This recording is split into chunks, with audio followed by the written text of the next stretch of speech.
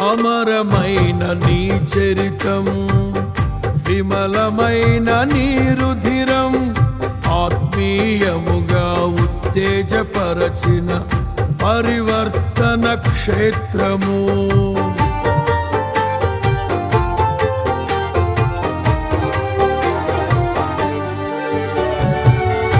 అమరమైన నీ చరితం, విమలమైన నీ రుధిరం, ఆత్మీయముగా ఉత్తేజపరచిన పరివర్తన క్షేత్రము.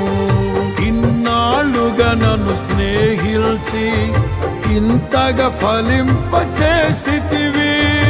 ఈశ్వర సంపదనంతటితో అభినయించినే పాడెదను.